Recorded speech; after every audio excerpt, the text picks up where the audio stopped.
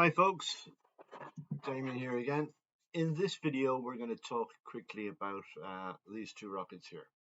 We have NASA's SLS, which stands for Space Launch System, and we have SpaceX's Starship and its Super Heavy booster, as we see there. Now, just size-wise here, the heights here are relative to each other. And just to compare, we have the Falcon 9 and the Falcon Heavy, and they're both about 70 meters tall. So you can see that both these beasts are quite a bit taller, and they're beefier as well. They're quite a bit wider as well. And comparison here, 70 meters, that's the height of the booster. This is the height of the booster on the Falcon rocket, Falcon 9. This is the height of the booster, the Super Heavy booster of Starship. That's 70 meters plus another 50 meters to get to the top of that there. That's just for comparisons. They are roughly to scale of each other. This is them side by side. This one actually is 9 meters wide in the real world, and this one is 8 meters wide in the real world. This one, NASA's SLS, this one works pretty much like the Falcon Heavy does. This is old school. Everything is disposable, expendable.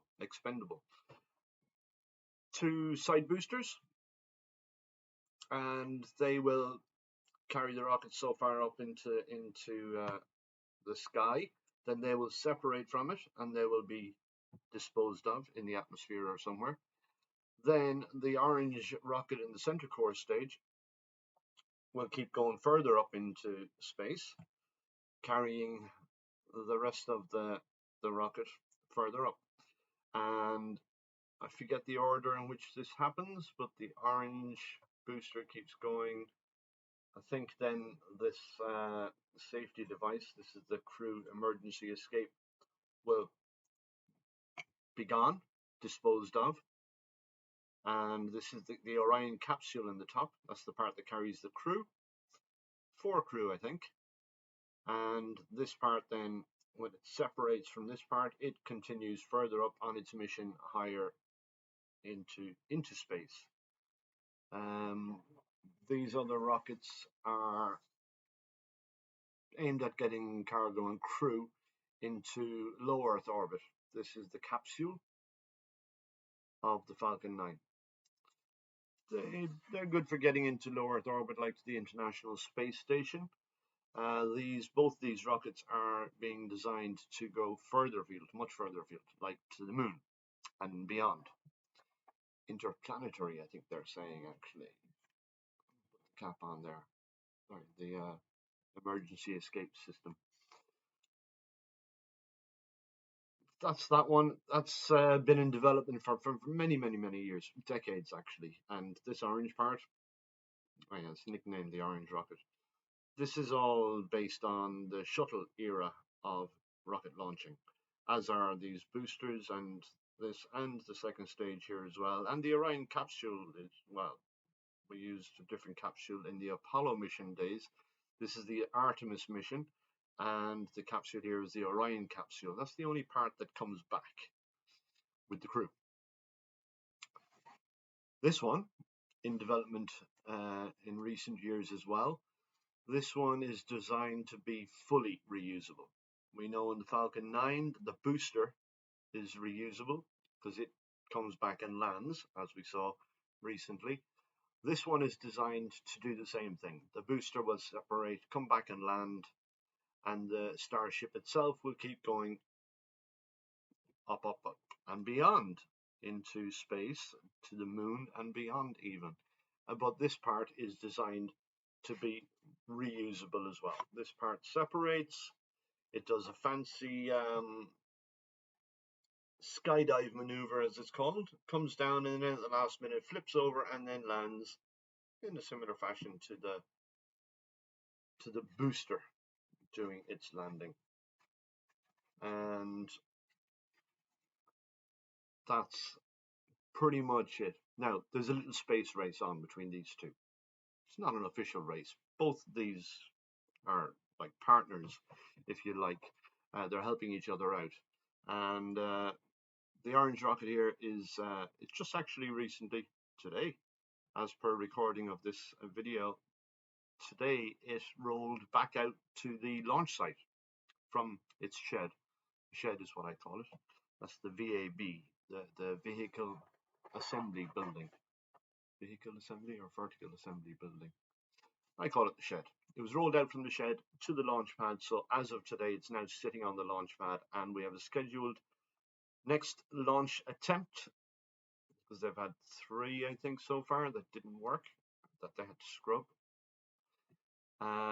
The next scheduled date is the 14th of November, which is just over a week away. This one is running very late as well, and it is currently undergoing pressure testing, engine tests, stuff like that, and we're hoping to see this thing fly. So far, a prototype of the Starship has flown and done its fancy landing. Well, they've flown quite a few of them actually. Only one landed successfully. The booster has never flown. So we're looking to see both of those go. Both of these go. This is the race. Who's going to get to orbit first? Now, this one is up at Florida, up at the Cape, the Space Coast, or Cape in Florida, where an awful lot of rockets launch from. NASA has this one up there on their Launch Complex 39B, I think it is. This one is down in Texas, down in Boca Chica, Texas, where SpaceX is developing this and testing this system. They're also building a launch system for it up in Florida, so when it's all fully functional and proven, it will be up there at 39A, which is very near 39B. So they'll both be up in Florida eventually. For now, they're in 2 very separate locations. I'm about to show you a couple of clips here now. First of all, these clips are coming courtesy of NASASpaceflight. They have given me permission to use some of their clips, and I am very grateful to them.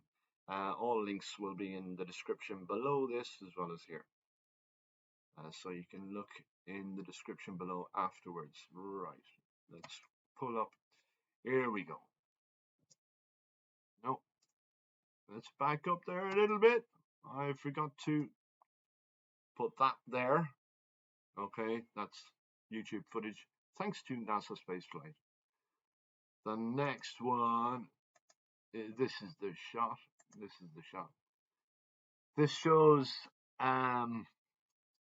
where we are today. This is from live from earlier today. And the top left there is actually the booster. Sorry, SpaceX's looking that way. SpaceX Starship on top of the booster. That's ship 24 on top of booster 7 at the moment, undergoing testing. And they were actually refueling it, fuel testing it yesterday. We're expecting a lot more of that to go on, and then static fires of those engines. This thing has 33 engines at the bottom of it. It's going to be impressive to see those things firing up, and we're expecting that in the next couple of weeks. Maybe next week, we'll see. Then down in the bottom right, shall we say, is the orange rocket. That's in Florida at the Cape, and that's it looking today after they rolled it out in the dark hours of last night or this morning. And that's a nice picture of it there. Now both of those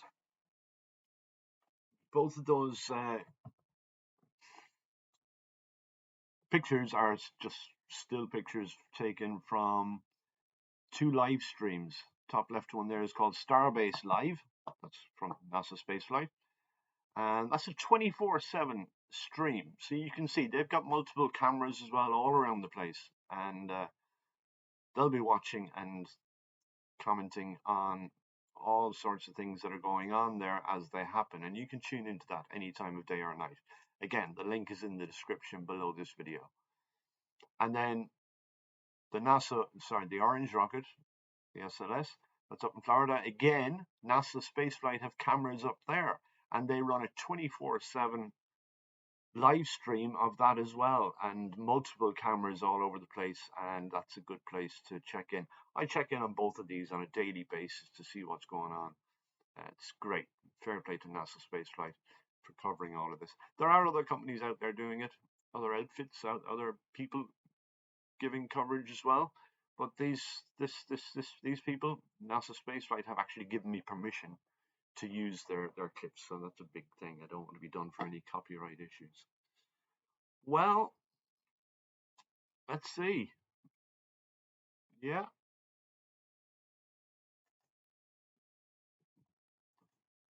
That pretty much is all I have to say on that. I want to keep this short and sweet. That's all I have to say on that one for today. So you're up to date with Damian at Clifton Bay. Bye.